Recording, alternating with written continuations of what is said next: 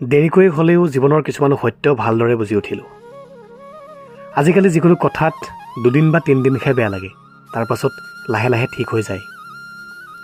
এদিন তেওঁৰ অবিহনে জীয়াই থাকিব নোৱাৰিম বুলি ভাবাৰ পাছতো এতিয়া এনেকুৱা লাগে তেওঁ নহ'লেওচোন মই সকলো কৰিব পাৰোঁ।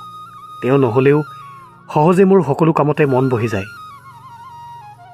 আচলতে আজি উপলব্ধি কৰিছোঁ ডাঙৰ হোৱাৰ পাছতহে, ল'ৰালিকালৰ সেই বন্ধুবোৰৰ দৰে বন্ধু জীৱনত আৰু কেতিয়াও পোৱা নাযায়। স্বাৰ্থৰ অবিহনে দুজন মানুহ কেতিয়াও ইজনে সিজনৰ লগত আগবাঢ়িবই নোৱাৰে। কথাষাৰ শুনিবলৈ অলপ বেয়া, কিন্তু এয়া অপ্ৰিয় সত্য।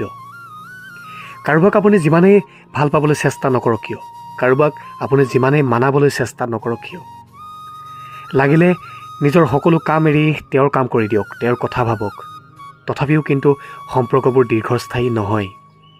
এই যে দীৰ্ঘস্থায়ী চিৰদিনীয়া এই শব্দবোৰৰ অৰ্থ আজিকালি মোৰ কিবা সপোন যেনহে লাগে। সকলো ভালে থাকক, তাকে কামনা কৰিছোঁ।